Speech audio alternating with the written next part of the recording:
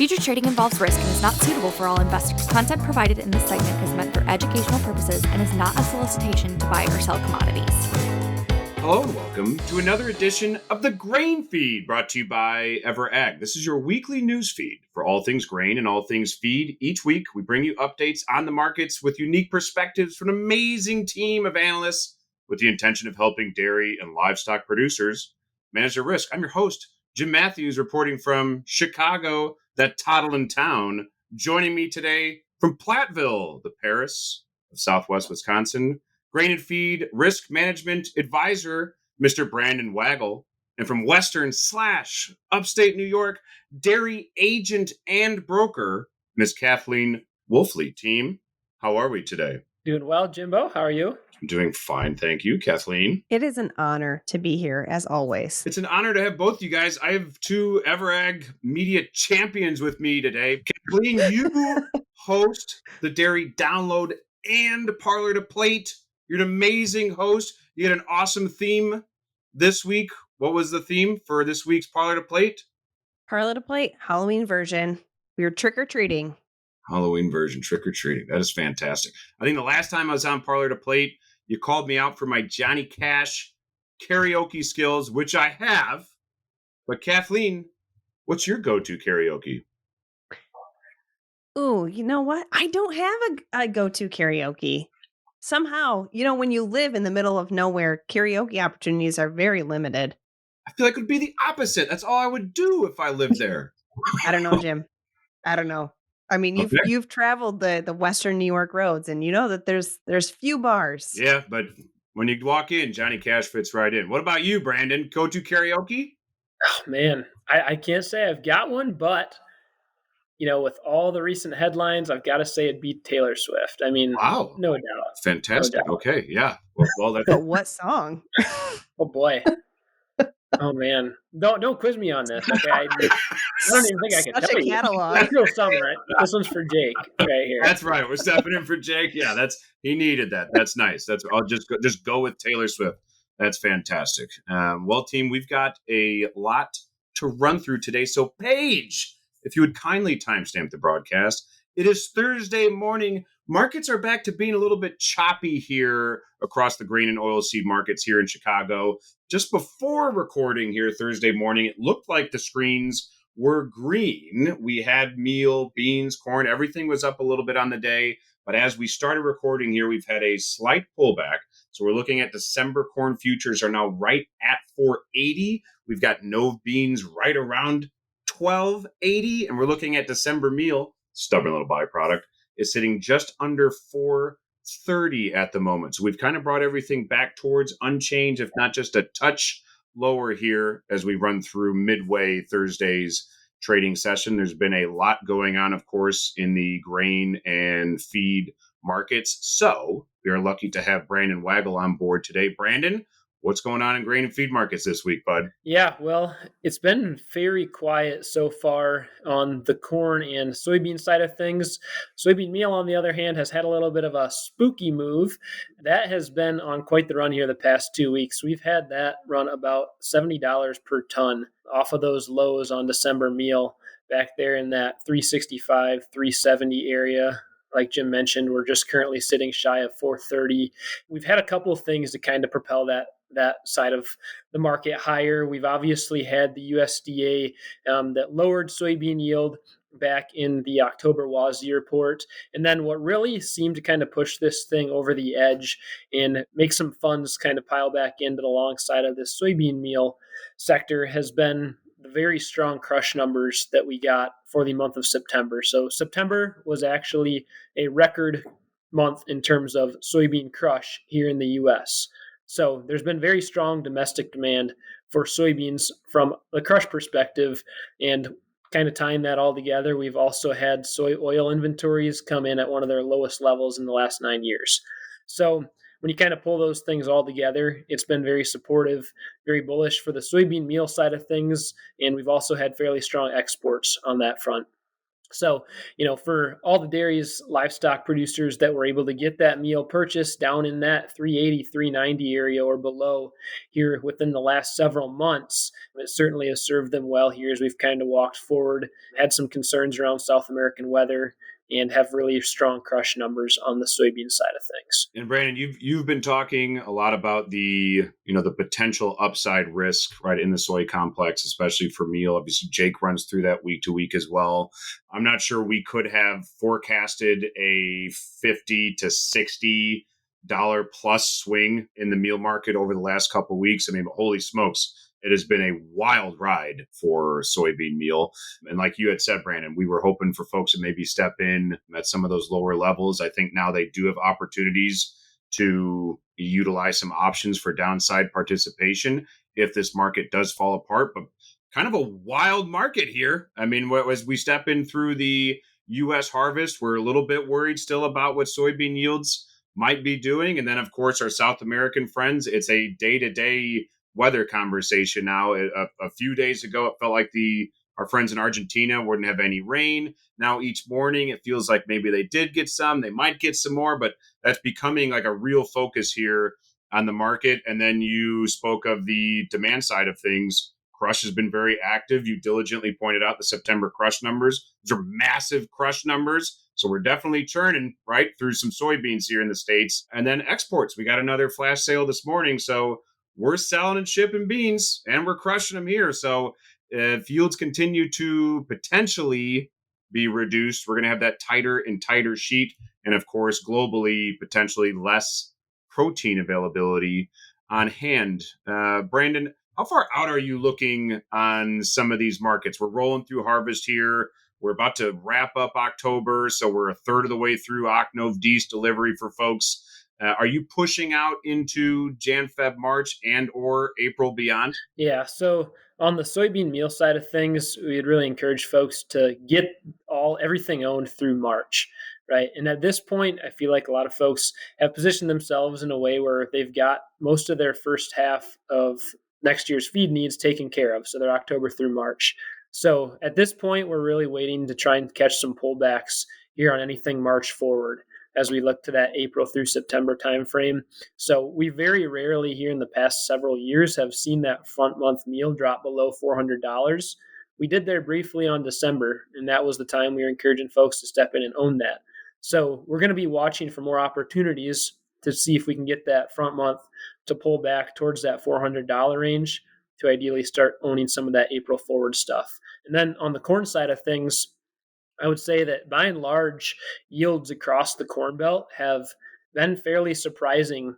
And to this point, it seems like we've averted a disaster from the yield side of things that a lot of folks thought we were going to have there back early summer in that June timeframe when there was a lot of ugly looking crops from the drought.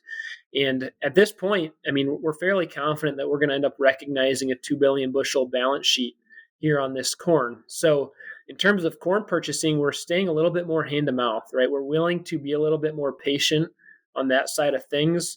We are saying, hey, if we get some of these pullbacks in this 470, 480 range, maybe we should just get this October, November, December stuff owned. But really, as we get into the first half of next year, we're trying to be very patient because that's a large corn number historically. Generally, that has not supported $5 corn in any way, shape, or form, at least historically. So that's something we're being cognizant of, trying to be patient on these corn prices as we walk this next feed year forward. Good deal. Thanks, Brandon. Yeah, I think we've all kind of been in sync there. I mean, the patience pays on the corn side. We just don't have very much upside anxiety on corn. You did note it might be nice just if you were still open as a corn buyer, right, feeding these animals, if you were still open on Ocnov D's, maybe just get that done now that we are back, near 480 December futures and maybe a couple cents below this morning. But otherwise, not a ton of upside anxiety. It feels like a huge balance sheet here. Again, back to South America. We're watching those guys, making sure they can produce a crop. We're watching crude oil, which was on quite a run earlier last week because of tensions in the Middle East, but maybe has pulled back a bit. So definitely upside risk, but maybe not as much anxiety that we had for the protein side of things. And you also noted spot meal, nearby meal, trading at $400 a ton. The past couple of years, we just don't see it last very long. And now that we look across the curve, I mean, all the way out till July, August futures almost are right at or just below $400. So it's been a key level for the protein market. So let's hope we can get back below there as we push through the winter. Let's talk about the milk market, Kathleen. What's going on in the milk market this week? Well, last week, we're going to start with last week. Last week, the market was on a bit of a sugar rush. We saw class 3 prices moving significantly higher, with first half pricing for 2024 hitting some of the highest levels that we've seen in several months. This week, unfortunately, we're more in a sugar crash. Prices have come down pretty substantially from where we were last week, with first quarter class 3 prices now sitting below $18 per hundredweight. First quarter class 4 prices sitting around $19 per hundredweight. So we definitely have seen a bit of an erosion in milk prices, both on the 3 and 4 front here over the course of the week. Overall, I think that as we think about the cheese market, supply seems to be in okay shape. We're definitely past the worst of the heat stress that we saw over the summer months. And in fact, the milk production report for September showed that we only saw a 0.2% decline in U.S. milk production year over year, with much of that decline coming out of the West and Southwest, while we continue to see gains throughout the Midwest, Mideast, and into the Northeast as well. Cow numbers have certainly shifted, which kind of leads to a question of one thing we were talking about in the office the other day was consolidation versus liquidation. And are we at a point where we're starting to see liquidation of herds or just more additional consolidation? And it seems like as we've continued to get more data points coming out of some of the reduction in overall milk prices throughout 2023, it does seem as though we've really more shifted into a consolidation period and not necessarily liquidation. So that's kind of a little bit of an overview on the milk production front and how it might be impacting and influencing some products today. So going back to cheese, it seems as though now that we're past some of the worst of the heat stress across the country, supply is in okay shape. Demand, on the other hand, seems like it might be hitting a little bit of a rough patch. As we think about just the consumer going into the holiday season, there are more headwinds hitting consumers today. Student loan repayments restarted at the beginning of October. Interest rates are still very high. We're continuing to see inflation at the grocery store, greater inflation in food service. So it costs more for people to buy food. That's not to say that they are going to stop eating. We're Americans and we love to eat and we tend to be pretty dang lazy. So it's not like we're going to stop going to Domino's, stop going to McDonald's to pick up a quick meal, but perhaps our eating patterns might shift a little bit and pull back in different spots and really lean potentially more into promotional activity. And it's the holidays, right? We tend to eat a lot of extra cheese, a lot of extra butter over the holiday season. Shifting over into the class 4 side of things, the butter market, I think, is pretty reliant on the calendar at this point. We saw record high prices a couple weeks ago. We've backed off of those levels here in the past week. And I suspect that we're probably in a position where buyers are wrapping up holiday orders, or at least their initial round of holiday orders. But there's still this strong hand, weak hands, short squeeze around. If an end user needs product, they're going to have to pay up for it. But I suspect that within the next couple of weeks, we'll continue to see more cracks in the butter market facade as it relates to spot specifically, and we'll likely see those prices come down fairly swiftly as we go into December. What's going on in the non-fat dry milk market? Great question, Jim. As we have seen a little bit of a shift in dynamics here in the non-fat dry milk market just over the course of the last, I would say, week. So the GDT Pulse, so that would be the Global Dairy Trade mid-auction event. So they have an auction every other week. This is the midweek event. They just added the skim milk powder contract to this Pulse auction or this Pulse event. And with its second event, we saw the skim milk powder move a little bit lower. First time we've seen a little bit of a decline in skim milk powder pricing really in a couple weeks. And I think it took the market a bit by surprise. So the U.S. market has moved a bit lower here this week with U.S. CME non-fat pricing tripping from the mid 120 range into the low 120 range, which not a huge movement, but we definitely have started to see a bit of a decline in futures follow through as well. I think that one big question that we have going forward into 2024 in particular is like thinking back on the milk production discussion as we look at where we've lost milk production, where we've lost cow numbers. A lot of that has come out of the Southwest, to some extent California, and we have a lot of drying capacity in that part of the world. So with a little less milk in that region, does that potentially shift any dynamics around powder production going into 2024? Does it make the US potentially a bit more vulnerable around supply shocks, particularly if the rest of the world is not producing at a heavy pace? So just something to keep in mind. Certainly have started to hit a bit of a topping out point on non-fat, it seems like, here more recently. But as I noted, I think that the U.S. market is potentially a bit more light on supply than maybe where we were sitting a year ago. Okay. Thank you for that, Kathleen. You gave us a lot there on the milk market. I know you touched on initially some of the consolidation versus liquidation side, and then we moved into the demand headwinds. I think some of those headwinds that you mentioned, including high interest rates, are also then headwinds for our producers and potentially leading to some of these discussions on consolidation and liquidation, because it has become increasingly difficult to take out loans, to expand. I think our farm producers on the grain side are seeing the same. It's affecting storage rates. So it's really hitting both sides of the industry pretty hard. And like you said, Kathleen, now we're about to enter the holidays. I mean, for those of us with kiddos, I mean, Halloween's just like the kickoff, right? I mean, it's just a crazy buying costumes and candies and going trick-or-treating. And then you roll into Thanksgiving, and then you roll into Christmas. I mean, it's just it's a tough little season there with inflation running up still, right? It's still there. It's not as maybe threatening as it was a year ago at this time, but it's very real threat along with interest rates. It's going to be an interesting holiday stretch, again, which for some of us starts really this weekend, and maybe for some this episode of the Grain Feed, because now we have to roll into some Halloween trivia.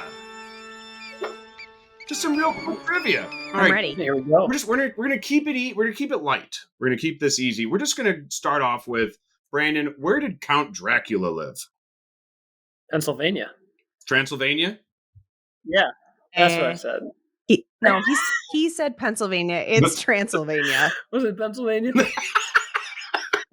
I knew it was Fun Pennsylvania. fact, did you know that there's a Transylvania University? There you go. I have a lot of in-laws like in Pittsburgh, so I'm trying to avoid the like in-laws and vampires jokes that are running through the brain at the moment. We're going to avoid those. Count Dracula lived in Transylvania, which is in what country? Isn't it Romania? It is, Kathleen. Well done. It is in Romania. Let's turn it back stateside. Who wrote The Legend of Sleepy Hollow? It's right in the top of my brain.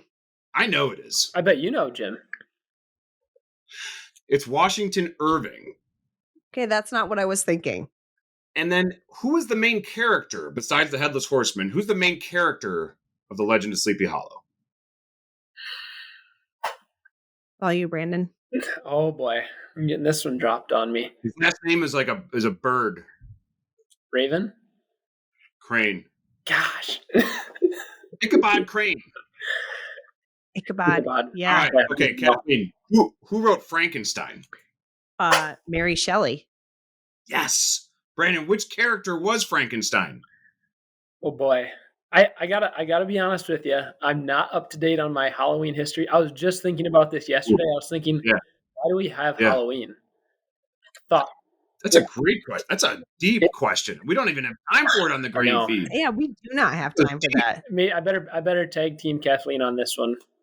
I think it goes back into my old Irish roots that you probably don't even want to get into. I think it gets kind of weird. I believe it starts with All Hallows Eve, does it not? Yeah. And the Day of the Dead, there are several cultures that have somewhere around end of October, early November holidays. Yeah. Gets a little spooky. All right, let's get out of the literary questioning and move into which Halloween treat, which was originally referred to as chicken feed, is one of my favorites. It was referred to as chicken feed. It's now referred to as M&M's? candy corn. Candy corn. Yeah. Used to be chicken feed. It is Isn't that also one of fantastic? my favorites. I would say, Jim, do you like the candy corn pumpkins? Ooh, those are nice. They are a nice treat. Can't Those eat are any nice. of them, though. Cannot. And I my first choice would be Reese's peanut butter cups, but just throwing that out there as well. Yeah. Speaking of those pumpkins, which state is the nation's largest pumpkin producer? Illinois. Is it the great state of Illinois? Illinois, yes, the nation's largest pumpkin producer. Take that, Platteville, Wisconsin. Get your pumpkins from here. And you know what, guys? Philosophical, but also scientific question, and we'll wrap up here. Pumpkins, fruits or vegetables? Fruits. Ooh. They've got seeds. Yeah. Hey now, Kathleen. I'm going to go with the fruit as well. Yeah, okay. I think scientifically they're a seed-bearing structure coming from a flowering plant grown on a vine. One would say fruit, but I don't know. In your gut, don't you just feel like a pumpkin's a vegetable? Yes, but how many pies do you know that have vegetables in it? You have pumpkin pie. You have apple pie. Blueberry, cherry. You bet. Holy smokes, Brandon. Did you ever think about that, Kathleen? I was just thinking that a quiche could almost be considered a pie, right? And that would have vegetables in it. Kathleen. Another point. Or what about rhubarb? Well, now we're just getting out of control. And it's a kid show. It's a kid show. Yeah. We greatly appreciate your help today. Wonderful insights. Great work on some Halloween trivia. And thank you for the fruit or vegetable pumpkin debate.